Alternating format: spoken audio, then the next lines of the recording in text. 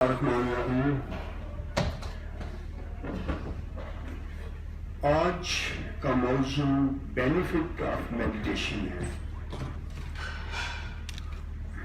یہ ایک بڑا دلچسپ اور وسیع موضوع ہے، لیکن اس میں سب سے پہلے یہ آپ کے لیے سمجھنا ضروری ہے کہ میڈیٹیشن کسے کہتے ہیں۔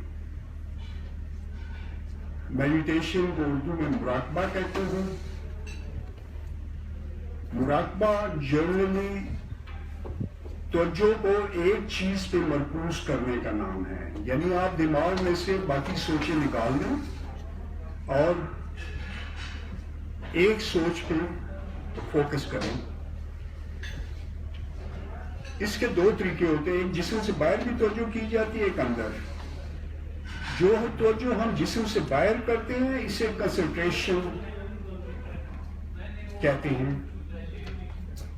کنسنٹریشن کی آگے مختلف قسمیں ہیں، نقطہ بینی، شمع بینی، لیکن جو اگر توجہ جسم کے اندر کی جائے تو اسے ہم روحانی فارم میں میڈیٹیشن کہتے ہیں، مراقبہ کہتے ہیں۔ یہ اپنے اندر توجہ کرنا ایک بے حد فائدہ مند پریکٹس ہے۔ اچھا، اس کا اصول یہ ہے کہ جب آپ توجہ ایک چیز پہ مرکوز کرتے ہیں تو آپ کا لاشعور اس کو کاپی کرنا بھی شروع کر دیتے ہیں۔ جو چیز آپ دیکھتے ہیں یہ وہی اس کو کاپی کرنا شروع کرتا ہے اور وہی کریٹ کرنا بھی شروع کر دیتے ہیں۔ یہ اگر آپ زیادہ عرصے تک سوچتے رہیں تو آپ کا ذہن اسی سانچے میں ڈالنا شروع ہو جاتا ہے، لیکن فار ٹائم بینگ جو ہم پریکٹسز کرتے ہیں تو اس کے آپ بہت زیادہ بینیفٹس لے سکتے ہیں۔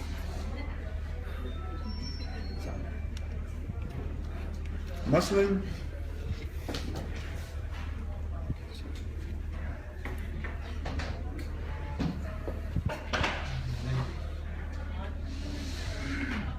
اگر آپ اس وقت خدا کا سوچنا شروع کریں تو انسان کے اندر خدا کا جو نور اللہ نے اس کو خلیفۃ الارض کے طور پہ دیا ہے وہ جاگنا شروع ہو جاتا ہے۔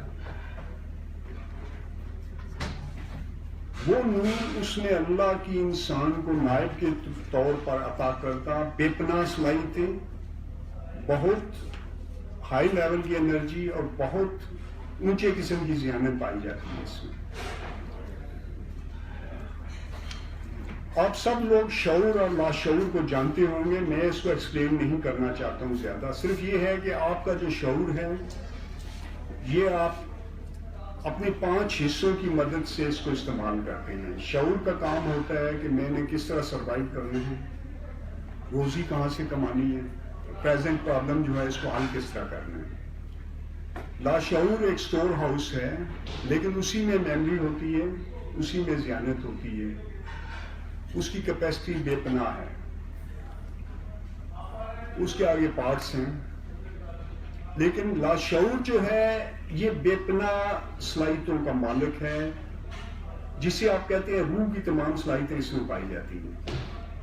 آپ کا لاشعور کائناتی لاشعور سے اٹیچ ہے، یعنی جو 7-8 ارب بندے ہیں ان کا لاشعور بھی اکٹھا ملا ہوا آپس میں آپ کے لاشعور کے ساتھ۔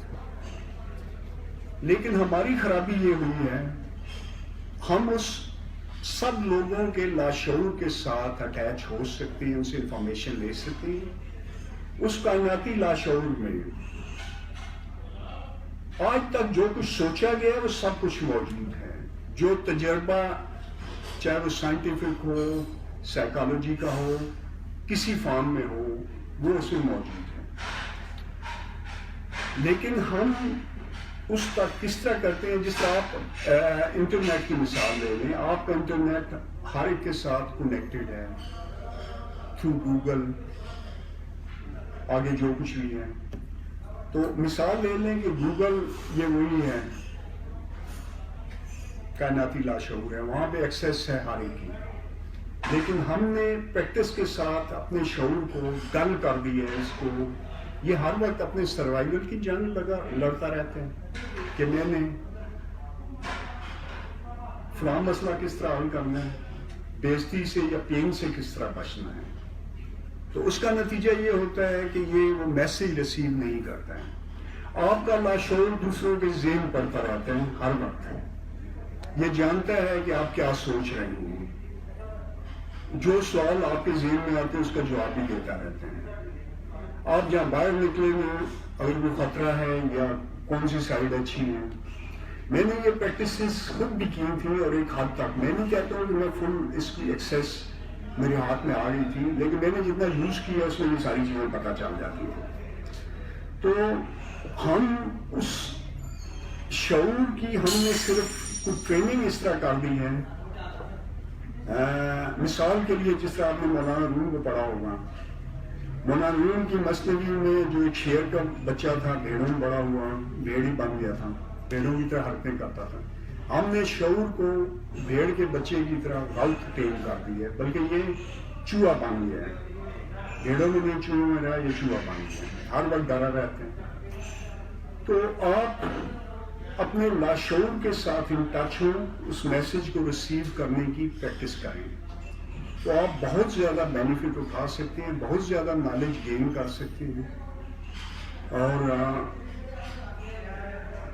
اتنی زیادہ انرجی اور اتنی زیادہ صلاحیتیں اور اتنی زیادہ ذہانتیں اگر ہم مذہب کی فارم میں، دین کی فارم میں دیکھیں تو اللہ نے انسان کو خلیفۃ الارض بنایا اور فرشتوں کو کہا کہ جب میں اپنے، اللہ نے ہاتھوں سے بنایا لیکن سجدے کا حکم فرشتوں کو اس وقت ہوا جب میں اس میں اپنی روح پھونک دوں. اس کی روح میں تمام کوالٹیز ہیں. تو اب جو مائنڈ سائنس کے ایکسپرٹس ہیں اور مختلف فیلڈ میں جو ریسرچ کر رہے ہیں، انہوں نے انسان کی بے شمار صلاحیتوں کا پتہ لگایا ہے. آپ میں سے بھی اکثر لوگوں کو سچے خوابوں سے واسطہ پڑا ہوگا کہ جو چیز فیوچر میں ہونے والی ہوتی ہے خواب آ جاتے ہیں. یہ لاشعور کی صلاحیت کا بڑا معمولی سا اظہار ہے، کیونکہ اب ہوتا کیا ہے کہ آپ کا لاشعور آپ کی، اس کا سب سے بڑے دو کام ہیں. ایک آپ کی حفاظت ہے اور دوسرا یعنی آپ کے سروائیول کا اس میں کرنا ہے، بندوبست کرنا ہے.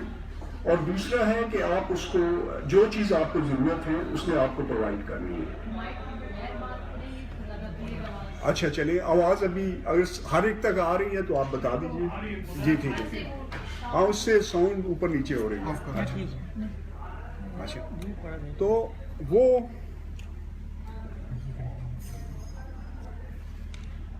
آپ کے لاشعور کا کام آپ کی حفاظت، فزیکل ایگزسٹنس کی حفاظت ہے اور آپ کی مدد ہے. تو اس مدد میں دن کے وقت آپ کا شعور و میسج نہیں آنے دیتا ہے. رات کو آپ کا شعور ڈراپ ہو جاتا ہے اور لاشعور ایکٹیو ہو جاتے ہیں، وہ آپ کو میسج دینا شروع کر دیتے ہیں. یہ میسج آپ کی پورے اس کو سکین کر کے آپ کے حالات کو آپ کو دیے جاتے ہیں، لیکن ان کو وہی اسی کو سچے خواب آئیں گے جو سچے خوابوں پہ یقین رکھتا ہے. تو یہ صرف آپ کو سمجھانے کے لیے کہا ہے کہ اگر آپ سچے خواب دیکھ سکتے ہیں تو یہ خواب دن میں بھی دیکھے جا سکتے ہیں. اس کی پریکٹس کو ہی وہ مکاشفہ اس کی روحانیت کی زبان میں کہتے ہیں. کشف، انٹویشن کا یوز، آگے چلے علم لدونی، یہ اسی کی آگے قسمیں ہیں. وجدان، کشف، وجدان ایک ہی، نام ڈفرینٹ ہے. اس کو آپ پریکٹس کے ساتھ، اچھا اس کا یہ ہے کہ آپ کو مراقبے کے اندر ڈیپ جانا پڑتا ہے. ڈیپ جانے کے بارے میں تھوڑا سا آپ کو انہوں نے، خاص طور پہ ہنود نے اور بدھسٹ نے اس پہ کافی کام کیا. مختصراً میں ان کے کام کی تھوڑی سی ڈیٹیل آپ کو بتا دیتا ہوں. مثلاً ہنود نے کہا ہے کہ اس کے 8 قدم ہیں. ہندوؤں کی راجا یوگا سب سے مشہور ہے. گیتا جو ان کی کتاب ہے اس میں اس پہ لکھا ہوا ہے کہ راجا یوگا سب سے اہم ہے. اس میں جو 8 قدم ہیں، پہلا ہے کہ اخلاقی قدروں پر عمل کرنا. اچھا، یہ اسلام کے قریب کے ہی اصول ہیں، یہ نہیں کہ اس سے کوئی بڑے دور ہیں. اخلاقی قدروں پہ عمل کرنا یعنی کسی کو تنگ مت کریں، اچھے کام کریں. دوسرا، خود پاکیزہ عادات اپنانا یعنی ان کو پرائرٹی دینا. اس میں پاکیزہ تھوڑی کنات پہ آ جانا، غور و فکر کچھ کرنا، میانہ روی، خود کو خدا کے حوالے کر دینا، یہ سب سیکنڈ سٹیپ میں ہے پاکیزہ عادات میں. جی، یوگا کے جو 8 سٹیپ انہوں نے بتائے ہیں. نمبر 3 ہے آسن یا پوسچر، یعنی آپ مراقبے میں بیٹھ جاتے ہیں، اس کے علیحدہ ہیں ڈفرینٹ پوسچر ہیں جس میں آپ ٹانگیں اس طرح باندھ کے بیٹھتے ہیں، ٹھیک ہے نا. ہاں، مختلف اس کے ہوتے ہیں، آسن ہوتے ہیں. اچھا، اس کے بعد ہے اپنی قوت حیات کو غور و فکر کے ذریعے قابو کرنا. اپنی قوت حیات کو سانس کی مشقوں کے ذریعے، سانس کی مشقیں، جی، بریدنگ کے ذریعے آپ اس کو کنٹرول کرتے ہیں. 5واں ہے ذہن کو مادی اشیاء سے ہٹانا. ہر وقت یہ پکچر بناتا رہتا ہے ذہن میں، اس سے ہٹائیں. 6 ہے دھیان یا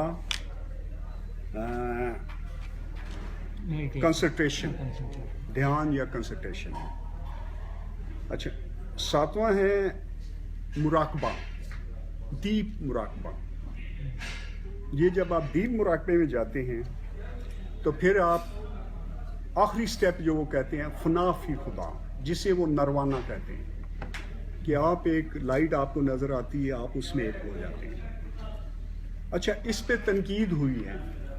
جو تنقید ہوئی ہے وہ بھی آپ کو تھوڑا سا، کیونکہ یہ کافی لمبا پروسیجر ہے. شری راجنیش تھا، اس نے اس پہ جو تنقید کی ہے، اس نے کہا ہے کہ یہ اتنا لمبا پروسیجر ہے کہ زیادہ تر یوگی جو ہیں پوسچر بناتے بناتے مر جاتے ہیں، کہ پوسچر ہزاروں پوسچر ہیں، کیونکہ راجا یوگا کے علیحدہ ہیں، مختلف یوگا کے علیحدہ ہیں، مدراز علیحدہ ہیں.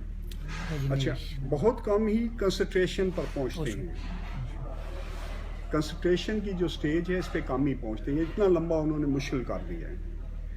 اور خدا کو سمادھی میں ہی پایا جا سکتا ہے. اور سمادھی کے بھی 2 قسمیں ہیں، ایک سمادھی ود مائنڈ ہے، ایک سمادھی وداؤٹ مائنڈ ہے. یہ جو سمادھی وداؤٹ مائنڈ ہے اسے ہم لا کی کیفیت کہتے ہیں اسلامی روحانیت میں، کہ آپ اپنے آپ کو بھول جاتے ہیں بالکل. حالانکہ یہ بڑا مشکل ہوتا ہے کہ آپ کی جو ایگو ہے، آپ کا جو سیلف ہے، مثلا میں کمر ہوں تو کمر اندر رہتا ہی ہے، یہ آپ کو بڑی مشکل سے اس کی جڑیں ختم ہوں گی. انسان ڈرتا ہے دراصل میں کہ میں اس کو چھوڑ دیا تو پتہ نہیں کہاں جاؤں گا، لیکن اس کے قریب آپ جا سکتے ہیں. اب مکمل لا تک، اچھا سوری، مہاتما بدھ نے جو اس پہ خود بتایا تھا وہ صرف سانس کی مشقت تھا. مہاتما بدھ نے کہا تھا کہ آپ بیٹھیں اور اپنے سانس کو آتے جاتے دیکھیں، آتے جاتے دیکھیں. پھر کچھ وقت کے بعد توجہ مرکوز کرنے کے بعد آپ کو اس کے بیچ میں کوئی وقفہ سا محسوس ہوگا، اس میں آپ کو چیزیں محسوس ہونی شروع ہو جائیں گی. مہاتما بدھ نے یہی ایک پریکٹس بتائی تھی. آگے انہوں نے مختلف پریکٹسز جو ہیں، ان کے 2 آگے اسکول ہیں، انہوں نے انوینٹ کر لی. ان میں ایک میں منترا کرایا جاتا ہے، لیکن وہ ہمارا نہیں ہے. امپارٹنٹ یہ ہے کہ آپ ان چیزوں کو کس طرح یوز کریں گے. اچھا، مکمل لا کی کیفیت میں جانا چونکہ بہت مشکل ہے. جو لوگ جاتے ہیں وہ بھی کہتے ہیں بھائی بہت آہستہ آہستہ ہو جاتی ہے پریکٹس، لیکن اگر آپ 60-70% تک ہی جاتے ہیں تو بہت سے کام ہو جاتے ہیں.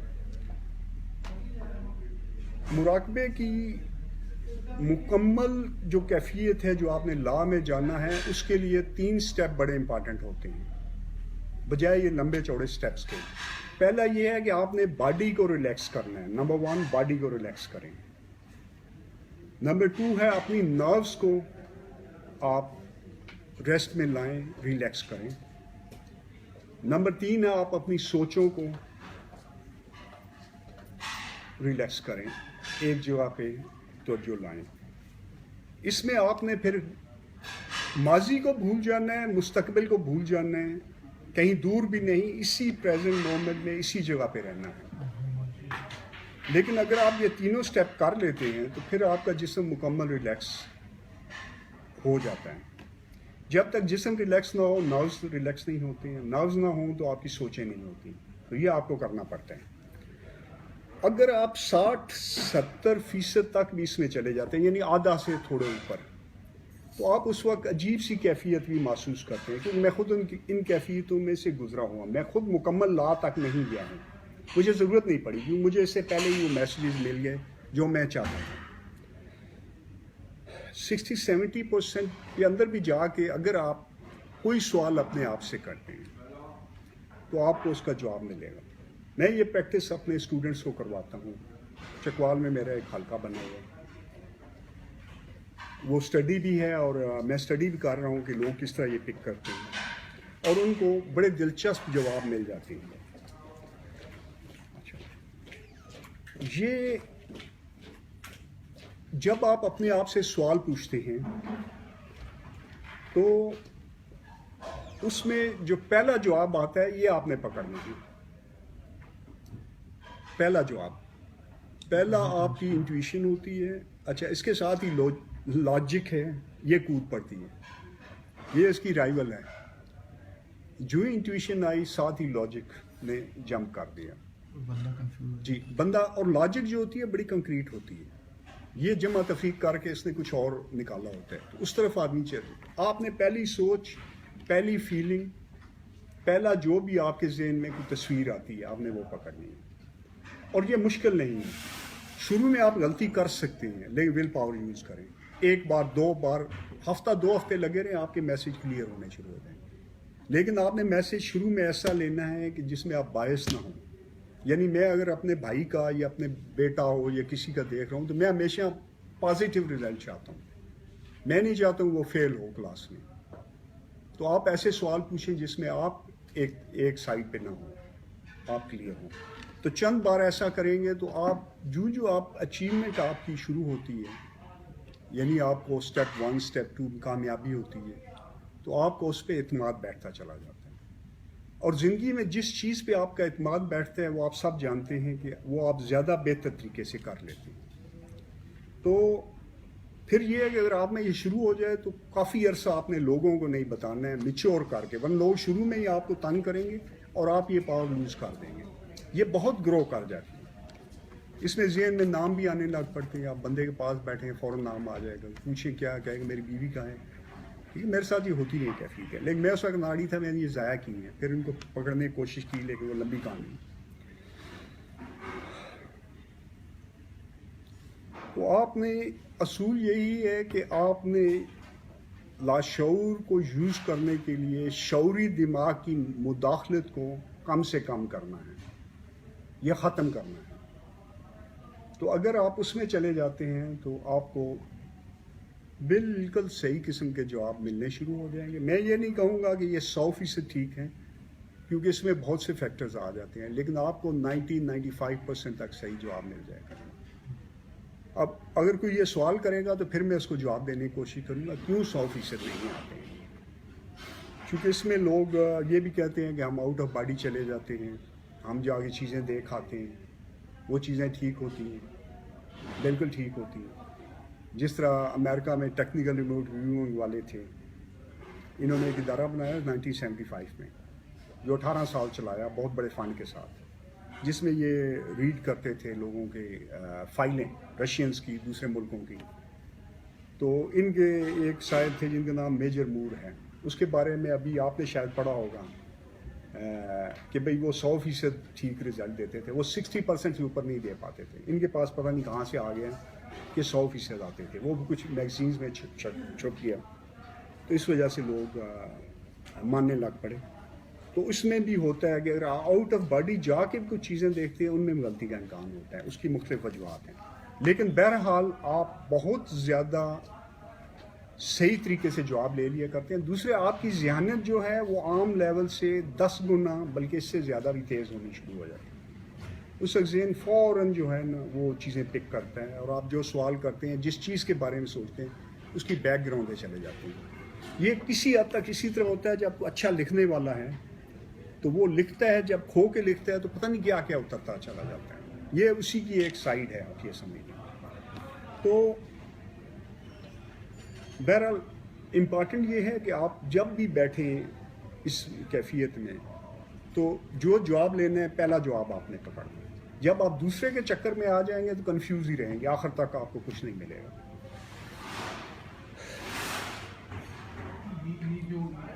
سر یہ ابھی بس تھوڑا سا رہ گیا, اس کے بعد سوال جواب شروع کریں گے. اچھا, یہ جو اگر یہ اتنی اہم چیز ہے تو ہمیں اس کا دین نے کیوں نہیں بتایا؟ عام لوگوں کے سوال ہوتے ہیں. دین نے اس کا بالکل بتایا ہے.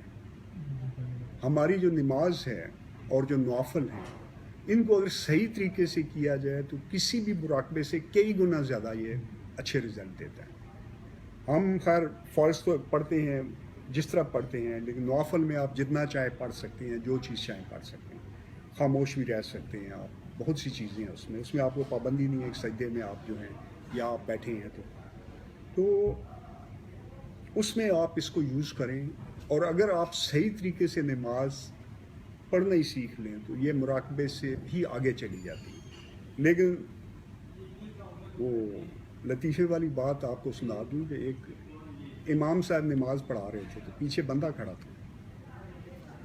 اس نے کہا, اس نے شور مچا دیا کہ آپ نے 3 رکعت پڑھ کے سلام پھیر دیا. تو مولوی صاحب کہتے ہیں نہیں جی میں نے 4 پڑھی ہیں. اس نے کہا نہیں جی آپ نے 3 پڑھی ہیں. تو کہتا ہے جی کس طرح آپ کو پتہ چلا 3 پڑھی ہے؟ اس نے کہا جی میری 4 دکانیں ہیں, تو آپ پہلی رکعت پڑھتے تھے تو میں پہلی دکان کا حساب کیا کروں آپ کے, تو میں 3 پہ پہنچوں آپ نے ختم کر دیا. تو اس لیے آپ نے 3 پڑھی. تو ہمارا یہ ہوتا ہے کہ ہمارے جو ہمارا ہے نا شعور ہے اس کو ہم نے خراب کیا ہے. اس کو ایڈکشن ہو گئی ہے پریزنٹ مومنٹ میں نہ رہنے کی, ٹھیک. اور ہم اس کو اللہ کے فضل سے دن بدن خراب کرتے جا رہے ہیں بجائے اس کے کہ ہم اس کو ٹچ کریں. اور تو یہ ادھر ادھر ہی جائے گا, کچھ وقت لگے گا اس کو اپنی جگہ پہ آنے میں, تو پھر آپ اس کو شعوری طور پہ یوز کریں گے.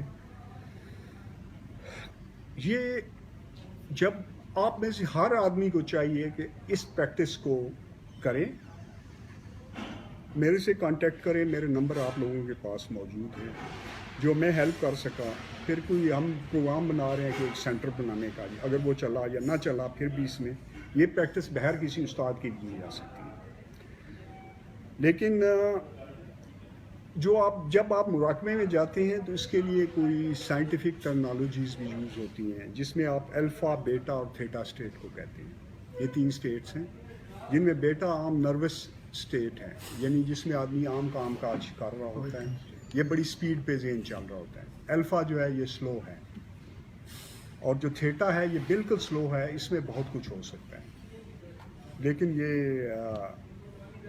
ان کی کوئی اتنی ٹیکنیکل ٹرمنالوجی ہے جو ہمیں اتنی زیادہ ضرورت نہیں ہے. آپ اپنے لاشعور کے ساتھ جب ان ٹچ ہونا شروع ہو جائیں گے, جب آپ کو میسج ملنے شروع ہو جاتے ہیں تو آپ کو بے شمار سوالوں کے جواب ملنے شروع ہو جاتے ہیں. اور روحانیت میں بڑی ترقی ممکن ہی نہیں ہے اگر آپ کو یہ لاشعور سے یہ کانٹیکٹ نہ ہو. اور یہ کوئی مشکل چیز نہیں ہے, لیکن گڑبڑ وہاں ہوتی ہے جب آپ شروع میں ہی لوگوں کو بتانا شروع کر دیتے ہیں, ٹھیک ہے. اور اس کو مشکل مت مانیں, پریکٹس کریں, ہو جائے گا, اس کا کوئی مسئلہ نہیں ہے. دین نے چونکہ نماز کا کہا ہے, اس کا ایک اور فائدہ یہ ہوتا ہے نماز کا کہ آپ اگر کوئی کام کر رہے ہیں تو اگر آپ 3 گھنٹے 4 گھنٹے وہ کام کر لیتے ہیں تو آپ کی ایفیشنسی اتنی نہیں رہتی ہے جتنی شروع میں تھی. صبح آپ فریش ہوتے ہیں, شام کو تھکے ہوتے ہیں. تو آپ جب نماز پڑھتے ہیں تو اس میں آپ دوبارہ ذہن کو اور جسم کو ریسٹ دیتے ہیں. آپ کے دماغ کو جو خون ہے وہ بھی آ جاتا ہے سجدے کی صورت میں, اور بے شمار فائدے ہیں. لیکن آپ کو ریسٹ مل جاتا ہے, اور ریسٹ کے بعد آپ کا دماغ دوبارہ پاورفل ہو جاتے ہیں. اگر آپ 6-7 منٹ کی نماز ٹھیک طریقے سے پڑھ لیں تو آپ اسی طرح فریش ہو جاتے ہیں جس طرح آپ صبح اٹھے تھے. وضو میں آپ پانی ٹچ کرتے